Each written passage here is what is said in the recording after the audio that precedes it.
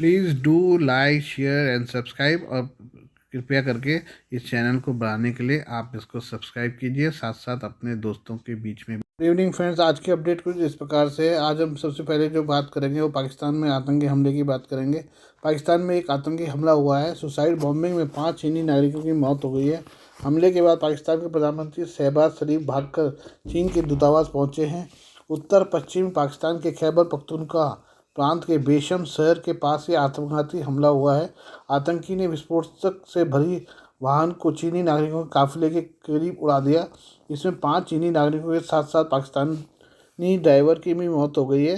इस्लामाबाद से सभी चीनी इंजीनियर दासू जा रहे थे। चीन के साथ दोस्ती को पाकिस्तान हिमालय से ऊंचा और समुद्र से गहरा बताता रहा है। पाकिस्तान चीन को आयरन ब्रदर करता है, लेकिन दोनों की दोस्ती में साफ नजर आता है कि पाकिस्तान चीन के आगे पूरी तरह से झुका हुआ है।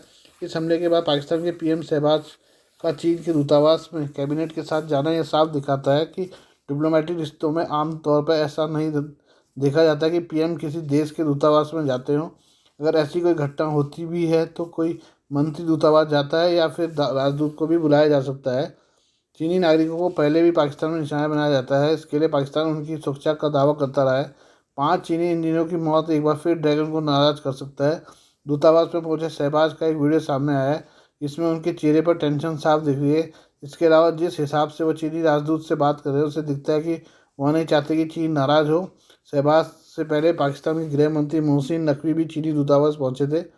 मोहसिन नकवी ने चीनी राजदूत से मुलाकात के दौरान कहा कि यह हमला चीनी नागरिकों पर नहीं बल्कि पाकिस्तान पर है। वहीं शहबाज ने कहा कि आतंक के खिलाफ लड़ाई जारी रहेगी। चीनी इंजीनियर दासू जा रहे थे। यहाँ एक हाइड्रो इलेक्ट्रिक बांध का निर्माण हो रहा है जिसे चीन की ओर से बनाया जा रहा है। धमाके के कारण गाड़ी खाई में गिर गई। अधिकारियों ने बताया कि 2 शव बुरी तरह जल गए हैं। अभी तक किसी भी आतंकी संगठन ने हमले की जिम्मेदारी नहीं ली है। 2021 में एक बस को निशाना बनाया गया था जिसमें 9 चीनी कर्मियों की मौत हो गई थी। तब चीन ने पाकिस्तान से $38 मिलियन का मुआवजा मांगा था। ये हम चीन और फिलीपींस के बारे में बात करें। फिलीपींस और चीन के बीच इन दिनों हालात बहुत तनावपूर्ण हो गए हैं। चीन लगातार दक्षिण चीन सागर में फिलीपींस के समुद्री जहाज़ों का रास्ता रोक रहा है और उन पर वाटर कैनन से हमला कर रहा है। यह कुछ उस तरह से जैसे गलवान में चीन ने भारतीय सैनिकों पर हमला किया था। इस बीच भारत ने चीन की दादागिरी के खिलाफ खुलकर फिलीपींस का समर्थन किया है। भारतीय विदेश मंत्री एस जयशंकर ने दक्षिण चीन सागर में चीन के साथ फिलीपीन के विवाद के बीच मंगलवार को कहा कि अपनी राष्ट्रीय संप्रभुता को बनाए रखने में दक्षिण पूर्व एशियाई देश का भारत दृढ़ता से समर्थन करता है।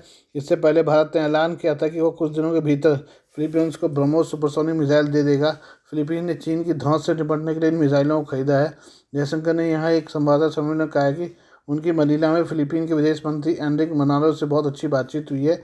जयशंकर ने कहा कि मैं अपनी राष्ट्रीय समरूपता बनाए रखने के लिए फिलीपीन को भारत के समर्थन को दृढ़ता से दोहराता हूँ। उन्होंने कहा कि बदलती दुनिया के साथ ये आवश्यक है कि भारत और फिलीपीन उभरते मॉडल को आकार देने में अधिक निकटता से सहयोग करें। विदेश मंत्री ने एक सवाल पर कहा कि प्रत्येक देश को अपनी राष्ट्रीय संप्रभुता को बनाए रखने का अधिकार है। उन्होंने कहा हमने इस पर भी चर्चा की है। जयशंकर ने कहा कि हाल में भारत और फिलीपींस के बीच द्विपक्षीय संबंधों में बहुत उल्लेखनीय वृद्धि हुई है। भारतीय तटरक्षक बल आईसीजी का विशेष प्रदूषण नियंत्रण पोत समुद्र परेदा आसियान देशों में तैनाती के तहत फिलीपीन की मनीला खाड़ी में पहुंच गया है। अधिकारियों ने मंगलवार को यह जानकारी दी। उन्होंने बताया कि यह पोत विशेष समुद्री प्रदूषण नियंत्रण उपकरण और एक चेतक हेलीकॉप्टर से लैस है। इसे समुद्र में तेल गिरने से रोकने, गिरे तेल को पुनः प्राप्त करने और प्रदूषण नियंत्रण अभियान को आगे बढ़ाने के लिए डिज़ाइन किया गया है। आईसीजी पोत 3 दिवसीय यात्रा पर 25 मार्च को मनीला खाड़ी पहुंचा। चीन पहले अरुणाचल प्रदेश में अपनी धौंस दिखा रहा था, अब जो है वो फिलीपींस में अपनी धौंस दिखा रहा है। पहले अरुणाचल प्रदेश और अब दक्षिण चीन महासागर पर फिलीपींस के साथ का मामला भारत और चीन के बीच जुबानी जंग का सिलसिला खत्म नहीं हो रहा है। ताज़ा घटना में चीन ने भारतीय विदेश मंत्री एस जयशंकर के उस बयान पर तीखी प्रतिक्रिया दी है जिसमें चीन के साथ दक्षिण चीन सागर में विवाद के बीच उन्होंने कहा कि भारत फिलीपीन का उसकी राष्ट्रीय समरूपता बनाए रखने को लेकर दृढ़ तरीके से समर्थन करता है। जयशंकर ने मनीला में प्रेस कॉन्फ्रेंस में फिलीपीन चीन विवाद से जुड़े एक सवाल के जवाब में ऐसा कहा। इसके बाद बीजिंग में प्रेस वार्ता के दौरान चीनी विदेश मंत्रालय के प्रवक्ता लिन जियान ने कहा कि मैरीटाइम विवाद 2 संबंधित देशों के बीच के मामले होते हैं, इसमें किसी तीसरे पक्ष का दखल नहीं हो सकता। इसके अलावा चीन ने यह भी कहा कि भारत इस मसले पर चीन के दावे की समरूपता का सम्मान करे। लिन ने कहा है कि हम संबंधित पक्षों से कहेंगे कि वो दक्षिण चीन सागर पर तथ्यों का सामना करे, चीन की मैरीटाइम समरूपता हितों का सम्मान करे और उसके साथ साथ क्षेत्रीय देशों की उन कोशिशों का भी सम्मान किया जाए जो कि इस इलाके में शांति और स्थिरता कायम करने की कोशिश में लगे हैं। दरअसल विदेश मंत्री जयशंकर इन दिनों एक राजकीय दौरे पर मनीला में है। इस दौरान मंगलवार को उन्होंने विदेश मंत्री एनरिक मनालो के साथ ज्वाइंट प्रेस कॉन्फ्रेंस में टिप्पणी की। इसे लेकर उन्होंने सोशल मीडिया एक्स पर एक पोस्ट में यह भी बताया कि दोनों पक्षों के बीच Indo Pacific, ASEAN, West Asia, Ukraine मामला, कूटनीतिक आंदोलन समेत कई क्षेत्रीय बहुपक्षीय मुद्दों पर विचार साझा किए गए। जयशंकर ने यह भी कहा कि बदलती दुनिया के साथ ये जरूरी है कि भारत और फिलीपींस उभरती दुनिया को आकार देने में ज़्यादा नज़दीक से सहयोग करे। विदेश मंत्री ने एक सवाल पर कहा कि हर देश को अपनी राष्ट्रीय संप्रभुता को बनाए रखने का अधिकार है।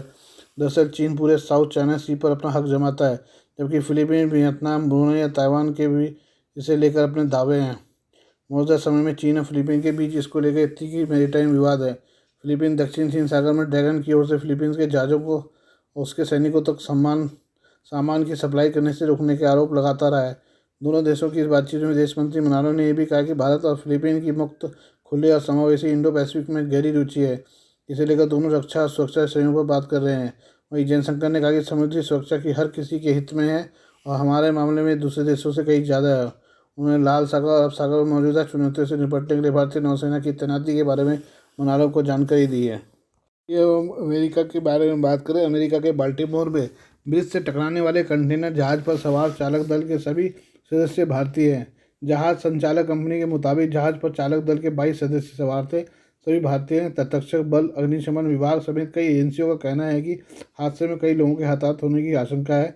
हालांकि लोगों की सटीक संख्या का पता नहीं चल सका है। सिनर्जी मरीन ग्रुप नाम की कंपनी ने कहा कि सिंगापुर के ध्वज वाला कंटेनर जहाज का मालिक ग्रेस ओशन प्राइवेट लिमिटेड है। जहाज बाल्टीमोर से कोलंबो जा रहा था। 2 पायलटों समेत चालक दल के सभी सदस्यों का पता लगा लिया गया है। किसी के हताहत होने की सूचना नहीं है। नदी में कोई प्रदूषण भी नहीं हुआ है। जहाज प्रबंधन कंपनी सिनर्जी मरीन ग्रुप ने बताया कि घटना का सटीक कारण अभी तक निर्धारित नहीं किया गया है। शिपिंग कंपनी मर्सेक ने कहा कि बाल्टीमोर हुए हादसे से हम भयभीत हैं। हमारी संवेदनाएं पीड़ितों के साथ है। जहाज पर मर्सेक के चालक दल का कोई कर भी सवार नहीं था। हादसे के बाद कंपनी के मालिकों और प्रबंधकों ने कहा, सिंगापुर के ध्वज वाला कंटेनर जहाज DALI IMO 9697-428 पर सवार 2 पायलटों सहित चालक दल के सभी सदस्यों का पता लगा लिया गया है। किसी के घायल होने की कोई रिपोर्ट नहीं है। डेली ने अपनी योग्य व्यक्तिगत घटना प्रतिक्रिया सेवा Q11RS grace ocean private limited को सक्रिय कर दिया है। समाचार एजेंसी रॉयटर्स के रिपोर्ट के मुताबिक मंगलवार तड़के अंधेरे में एक 948 फुट का कंटेनर जहाज अमेरिकी बंदरगाह बाल्टीमोर में 4 लेन वाले पुल से टकरा गया। पुल ढह गया और वहां से गुजर रही कारें और लोग नीचे नदी में गिर गए। बचाव करने में 2 लोगों को बाहर निकाला। एक की स्थिति बहुत ही गंभीर है, उसे बचाने का प्रयास किया जा रहा है। हादसे में गिरने वाले पुल का नाम फ्रांसिस स्कॉट की ब्रिज है। 1.6 मील 2.57 किलोमीटर लंबा हिस्सा पटपस्को नदी में गिर गया। स्थानीय बचावकर्मी और लोगों की तलाश में जुटे हैं। इससे पहले बाल्टीमोर तटरक्षक बल के अधिकारी मैथ्यू वेस्ट ने हादसे के बारे में कहा कि मंगलवार की सुबह पुल ढहा। बाल्टीमोर अग्निशमन विभाग ने भी पुल ढहने की पुष्टि की है। हादसे की गंभीरता को भांपते हुए मैरीलैंड परिवहन प्राधिकरण ने पुल पर आवाजाही बंद कर दी है।